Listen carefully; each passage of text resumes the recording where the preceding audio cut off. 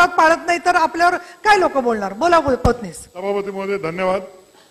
विभाग उच्च व तंत्र शिक्षण बाब क्रमांक 437 पृष्ठ क्रमांक 283 उच्च शिक्षण घेणाऱ्या मागासवर्गीय विद्यार्थ्यांचे प्रवेश शुल्क सरकार शिष्यवृत्तीच्या माध्यमातून अदा करते. परंतु गेल्या 2 वर्षात शिष्यवृत्ती अदा करण्याच्या प्रक्रियेमध्ये केंद्र आणि राज्य सरकारमध्ये एक वाक्यता नाही आहे. त्यामुळे 9,000 कोटीचा निधी न्यायालयाच्या ट्रेझरीत अडकून पडलाय. त्यामुळे महाराष्ट्रातील जवळजवळ 15,000 महाविद्यालयाच्या दैनंदिन कारभार चालवणे संस्था चालकांना कठीण झाले आहे. तरी शासनाने याची नोंद घेऊन तातडीने सदर निधी महाविद्यालयांना वितरित करण्याची कारवाई करावी. मुंबई विद्यापीठात बाब क्रमांक 429 पृष्ठ क्रमांक 280 विभाग उच्च व तंत्र शिक्षण मुंबई विद्यापीठात गेली 13 वर्षे प्राध्यापकांची भरती रखडली आहे. तसेच विना अनुदानित महाविद्यालयामध्ये विद्यार्थ्यांचा भार वाढला आहे. पदव्युत्तर विभागात प्राध्यापकांची तब्बल 61% पदे रिक्त आहेत व त्या विभागाच्या 87 प्राध्यापकांपैकी केवळ 15 प्राध्यापक कार्यरत आहे. 22 विभागांमध्ये पूर्णवेळ प्राध्यापक नाहीत. त्यामुळे मुंबई विद्यापीठातील रिक्त पदे ताबडतोब भरण्याबाबत शासनाने कारवाई करावी. मुंबई विद्यापीठाच्या परीक्षा विभागाला मागील वर्षापासून पूर्णवेळ संचालक नाही. त्यामुळे परीक्षांचे निकाल विलंबाने लागत आहेत. परिणामी विद्यार्थ्यांना उच्च शिक्षण व नोकरी व परदेशातील शिक्षणापासून वंचित राहावे लागत आहे. त्यामुळे विद्यार्थ्यांचे मोठे नुकसान होत आहे. या वास्तव मुंबई विद्यापीठाच्या परीक्षा विभागात तातडीने पूर्णवेळ संचालक नेमण्यात यावा. मुंबई परत बाब क्रमांक 429 पृष्ठ क्रमांक 280 विभाग उच्च व तंत्र शिक्षण मुंबई विद्यापीठाच्या कालिना येथील क्रीडा संकुलात volleyball, kabaddi, boxing, badminton, basketball या खेळासाठी तयार करण्यात आलेल्या ट्रॅकची मोठ्या प्रमाणावर दुरावस्था झालेली आहे. तसेच जलतरण तलाव देखील काही वर्षापासून बंदावस्थेत आहे. त्यामुळे राज्य आणि राष्ट्रीय पातळीवर स्पर्धांसाठी तयारी करणाऱ्या विद्यार्थ्यांची गैरसोय होत आहे. याकडे विद्यापीठाचे दुर्लक्ष झाले आहे. त्यामुळे विद्यापीठाच्या कालिना येथील संकुलाची तातडीने दुरुस्ती करण्यात यावी असे शासनाला माझी विनंती आहे. एक मिनिट. मुंबई लोकसभा आयोगाच्या परीक्षांमध्ये बाब क्रमांक 429 पृष्ठ क्रमांक 280 केंद्रीय लोकसेवा आयोगाच्या परीक्षांमध्ये मराठी टक्का वाढवण्यासाठी मुंबई, नागपूर, छत्रपती संभाजीनगर, कोल्हापूर, नाशिक आणि अमरावती अशा 6 ठिकाणी भारतीय प्रशासकीय सेवा व पूर्ण प्रशिक्षण केंद्रे सुरू केली आहेत. या प्रशिक्षण केंद्राच्या संचालकपदी कायमस्वरूपी अधिकाऱ्यांची नियुक्ती करण्याऐवजी प्रभारी अधिकाऱ्यांकडे जबाबदारी सोपवण्यात आली आहे. या प्रशिक्षण केंद्रांना शासनाकडून कायम विलंबाने अनुदान अदा करण्यात येते. या प्रशिक्षण केंद्रातील कर्मचाऱ्यांची संख्या देखील अपुरी आहे. त्यामुळे या प्रशिक्षण केंद्रांना पुरेसे कर्मचारी आणि निधी शासनाने उपलब्ध करून द्यावा. सरकार विभाग सामान्य प्रशासन बाब क्रमांक 7 पृष्ठ क्रमांक 6 सरकारी कार्यालयातील पदे कंत्राटी पद्धतीने भरण्यासाठी काढलेला शासन निर्णय अखेर रद्द करण्याची घोषणा उपमुख्यमंत्री महोदयांनी केली आहे. तर दुसरीकडे राज्यात विविध विभागातील तब्बल 2.5 लाख पदे रिक्त असल्याची अधिकृत आकडेवारी समोर आली आहे. ही रिक्त पदे नियमित स्वरूपाच्या तातडीने भरण्यासाठी शासनाने ठोस पावले उचलावीत आणि राज्यातील बेरोजगार तरुणांना दिलासा द्यावा. शेवटचा राज्य बाब क्रमांक 7 पृष्ठ क्रमांक 6 राज्य शासकीय सरळ सेवा भरतीत महसूल, पशुसंवर्धन, सहकार, वने आणि कृषी या विभागातील रिक्त पदांच्या भरतीसाठी परीक्षा होऊन सुमारे 4 महिने उलटले तरी देखील भरती परीक्षेचा निकाल जाहीर करण्यात आलेला नाहीये. त्यामुळे या निकालाच्या प्रतीक्षेत असलेल्या राज्यातील 25 लाख बेरोजगार उमेदवार हवालदिल झाले आहे. या परीक्षांचे निकाल तातडीने जाहीर करून परीक्षार्थींना दिलासा देण्यात यावा. माझं संपलेलं आहे. धन्यवाद सभापती महोदय. मागण्याबद्दल बोलायला दिल्याबद्दल आपला आभार. बाब क्रमांक 96 ते 103 पान क्रमांक 55 ते 59 राज्यात अनुसूचित असणाऱ्या शिक्षक व शिक्षक कर्मचारी यांना 100% अनुदान मिळण्यासाठी निधीची तरतूद झालेली नाही. राज्यात 1 नोव्हेंबर 2005 पूर्वी नियुक्त विना अनुदानित 2005 पूर्वी अंशदायित नियुक्त असलेल्या शिक्षक शिक्षक इतर कर्मचारी यांना जुनी पेन्शन योजना मिळण्यासाठी निधीची उपलब्धता झालेली नाही. राज्यातील शिक्षक व शिक्षक इतर कर्मचारी यांना कॅशलेस मेडिकल योजना तुम्हीच लागू बाकी राहिले. करण्यासाठी आवश्यक असणारा निधी तरतूद करण्याची माझी मागणी आहे. दादांना 4.5 राज्यात 2000 पूर्वी कायम विचार करा विनाअनुदानित थोडा जबाबदारीचा. तत्वावर वरिष्ठ महाविद्यालयांना वेतन सुरू करण्यासाठी आवश्यक असणारा निधी उपलब्ध करण्यात यावे. राज्यातील शिक्षक इतर कर्मचाऱ्यांना 10, 20, 30ची योजना लागू करण्यासाठी आवश्यक असणारा निधी उपलब्ध दिवसभर झालेला होता नाही. तेव्हा राज्यातील आम्ही शिक्षक व निर्णय घेतला, शेवटी इतर जाणं कर्मचाऱ्यांना थकीत वेतन देण्या कमी मेडिकल देय बिल यासाठी निधीची तरतूद कमी झालेली आहे. राज्यातील अनेक जिल्ह्यातील शिक्षक व इतर कर्मचाऱ्यांसाठी 7वा वेतन आयोगांचा दुसरा व चौथा हप्ता बाकी आहे. आयुक्त शिक्षण पुणे यांच्या स्तरावर अघोषित पात्र शाळांच्या अनुदानासाठी तरतूद झालेली नाही. मंत्री स्तरावर आयुक्त स्तरावर असलेल्या वाढीव टप्प्याचे शिक्षकांना अनुदान घोषित करण्यासाठी यांची ही तरतूद झालेली नाही. राज्यातील माध्यमिक शाळेतील विद्यार्थ्यांचं भविष्य कला शिक्षक व क्रीडा शिक्षक यांची भरती करणं आवश्यक आहे. भाग क्रमांक 492 आदिवासी विकास अंतर्गत चालणाऱ्या आदिवासी आश्रम शाळा नामांकित शाळा यासाठी विद्यार्थ्यांचे उज्ज्वल भविष्य यासाठी शैक्षणिक शुल्क वाढ करण्याची विनंती करतो. एकात्म आदिवासी विकास अंतर्गत चालवित जाणाऱ्या 141 दर्जाचे शिक्षण देणाऱ्या शैक्षणिक फी 2016 पासून अदा करण्यात आलेली नाही, तरी ती वृत्त फी लवकरात अदा करण्यात यावी. 2021-22च्या 25% व 30%च अनुदान दिलेले वृत्त अनुदान लवकर देण्यात यावे.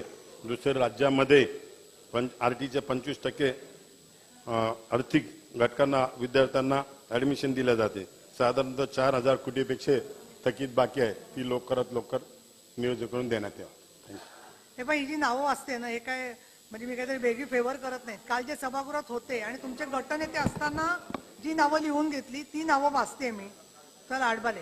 सभापती महोदय, हिवाळी अधिवेशनादरम्यान पुरवणी मागण्यासंदर्भामध्ये मला बोलण्याची संधी दिल्याबद्दल, राज्यामध्ये 7वा वेतन आयोग लागू झाला.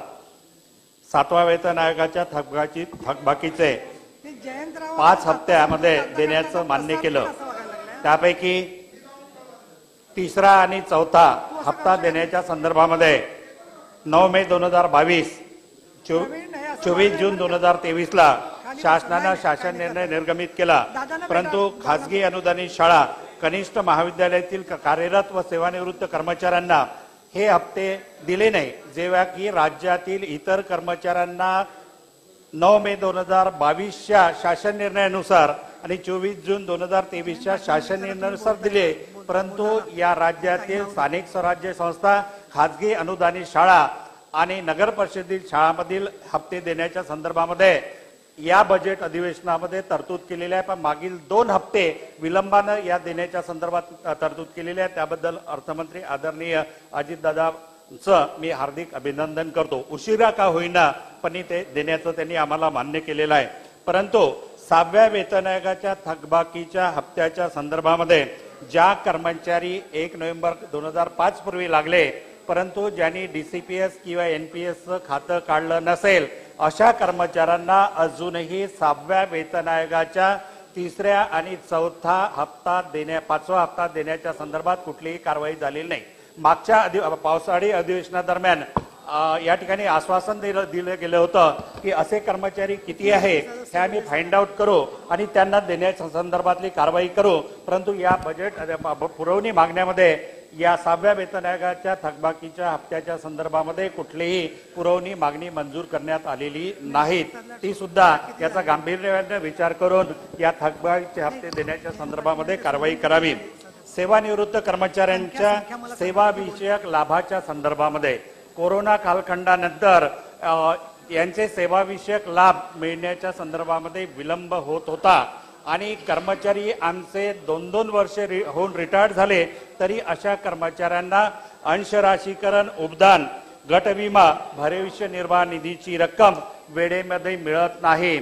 या सेवानिवृत्त कर्मचाऱ्यांना या मागणीसाठी जे नियम आपल्याला 1984च्या कुटुंब निवृत्ती वेतन योजनेनुसार देय आहे ते वेळेत दिले पाहिजे, परंतु ते वेळेत दिल्या जात नाही आणि या ठिकाणी आमच्या कर्मचाऱ्यांना 3-3 वर्ष वाट बघावी लागते. या संदर्भामध्ये काही प्रमाणामध्ये या बजेटमध्ये तरतूद करण्यात आलेली आहे. थकबाकी देयके आणि औषधी देयकाच्या संदर्भामध्ये या राज्यातील शिक्षक कर्मचाऱ्यांचे जे थकबाकीचे हप्ते असतात, ज्याला आर्थिक वर्ष पूर्ण झाल्यानंतर पहिल्या आर्थिक वर्षाचे हप्ते देण्याच्या संदर्भामध्ये शासनाकडे प्रस्ताव पाठवले जातात आणि शासनाकडे प्रस्ताव पाठवून सुद्धा दिवसोगंती मेडिकलचे बिलं आणि या ठिकाणी थकबाकीची बिलं प्रलंबित राहतात। नेहमी दर वर्षाला थकबाकीचे बिलं दिलं पाहिजे, या दृष्टीनं या पुरवणी मागण्यामध्ये तरतूद व्हायला पाहिजे होती, पण झाल्याची या ठिकाणी दिसून येत नाही। आरटीई परिपूर्ती शुल्काच्या संदर्भामध्ये बालकाचा मोफत व सक्तीचा अधिनियम कायदा 2009 नुसार 25% अनुसूचित जातीच्या विद्यार्थ्यांना इंग्रजी माध्यमाच्या शाळेमध्ये प्रवेश देणे आणि त्याचं शुल्क शासनाने देण्याचं मान्य केलेलं आहे। जवळपास ही 800 करोडचं बजेट आहे, केंद्राकडून 60% आणि राज्याकडून 40%, परंतु या संदर्भामध्ये मागील 3-4 वर्षापासूनचे करोडो रुपये शासनाकडे प्रलंबित आहे। या बजेटमध्ये काही प्रमाणामध्ये देण्याचं या ठिकाणी या पुरवणी मागण्यामध्ये देण्याचं मान्य केलेलं आहे, परंतु अजूनही या संदर्भामध्ये पुरेशी तरतूद झाल्याचं आपल्याला या ठिकाणी दिसून येत नाही।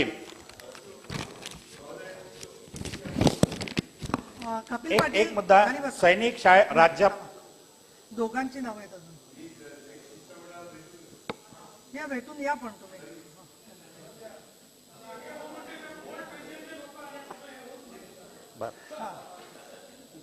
Thank you sir, thank you. तर या एकच मुद्दा की या राज्यामध्ये सैनिक शाळा विसापूरला चंद्रपूर जिल्ह्यामध्ये सैनिक शाळा सेंट्रलच्या मदतीनं मंजूर करण्यात आलेली आहे, परंतु या सैनिक शाळेमध्ये SC ST OBC चे जे विद्यार्थी शिक्षण घेत आहे अशा विद्यार्थ्यांना जी शुल्क परिपूर्ती व्हायला पाहिजे ते न दिल्यामुळे आज त्या विद्यार्थ्यांना गेटच्या आतमध्ये घेतल्या जात नाही, त्या विद्यार्थ्यांना गेटच्या बाहेरूनच वापस केल्या जात आहे, ही वस्तुस्थिती आहे। या संदर्भामध्ये सुद्धा तात्काळ निर्णय घ्यावा आणि ती विद्यार्थ्यांची शुल्क तात्काळ देण्याच्या संदर्भामध्ये कारवाई करावी। धन्यवाद मॅडम।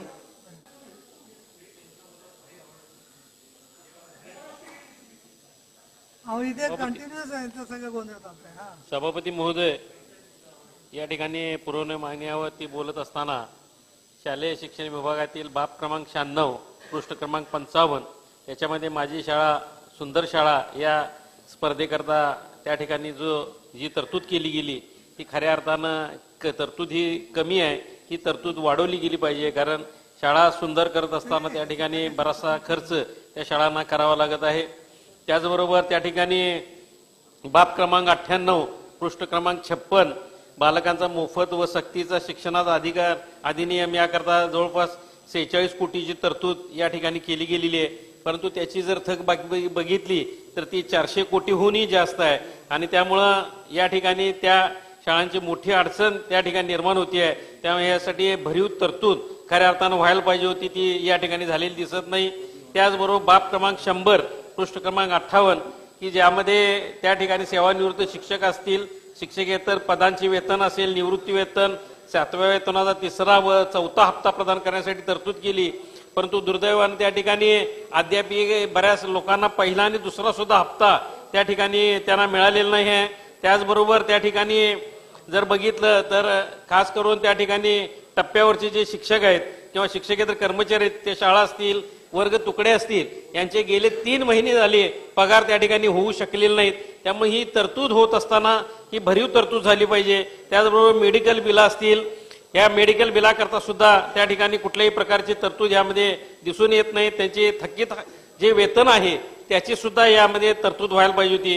खऱ्या अर्थानं जर बघितलं तर मगाशी त्या ठिकाणी जुन्या पेन्शन बाबत मांडलं गेलं की अजूनही ते लोक रिटायर व्हायला 2030-35 या काळात रिटायर होणार आहेत, परंतु मी त्या ठिकाणी निदर्शनास आणून देऊ इच्छितोय की 1 नोव्हेंबर 2005 पूर्वीचा एक घटक असा आहे की ते टप्प्यावर असल्यामुळं त्यांना त्या ठिकाणी जुनी म्हणजे पेन्शन पण नाही आणि DCPS पण नाही, त्याचबरोबर त्यांच्या कुटुंबियांना कुटुंब निवृत्ती वेतन किंवा इतर कुठलीही तरतूद त्या ठिकाणी नाही आहे आणि ह्या मधील घटक जे आहेत ते आता बऱ्यापैकी सेवानिवृत्त व्हायलेत।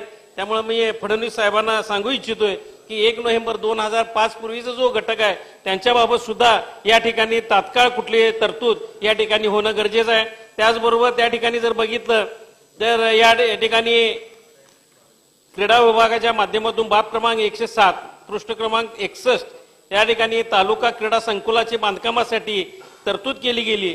परंतु प्रत्येक अधिवेशनामध्ये आम्ही आवर्जून मी मांडत असतो की त्या ठिकाणी जे क्रीडा संकुल चालू आहेत त्यांच्यामधील बरेचसे विभाग बंद पडलेले आहेत आणि त्यांच्या दुरुस्ती करता त्या ठिकाणी कुठल्याही प्रकारचा निधी त्या ठिकाणी उपलब्ध होत नाही. त्यामुळे तो निधी सुद्धा त्या ठिकाणी झाला पाहिजे.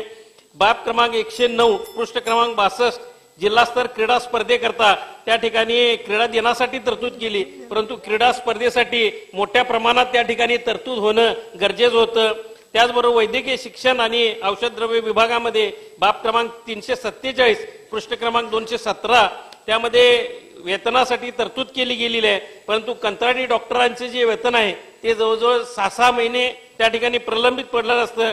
त्यामुळे त्यांच्यासाठी सुद्धा त्या ठिकाणी वेगळी अशी तरतूद या ठिकाणी केली पाहिजे. बऱ्याचशा बाबी अशा आहेत की त्याच्यामध्ये तरतूद करत असताना रस्ते गटरस असतील या कामावरती जी तरतूद ज्या पद्धतीने झाली त्या पद्धतीने या शिक्षणावरती ही तरतूद झालेली नाही आहे. त्यामुळे खऱ्या अर्थानं जर चांगली आदर्श पिढी घडवायची असेल, सक्षम पिढी घडवायची असेल तर या बाबीवरती खर्च होणं गरजेचं आहे. त्यामुळे या बाबीवरती खर्च व्हावा हीच या ठिकाणी मी मांडणी करतो आणि थांबतो. धन्यवाद.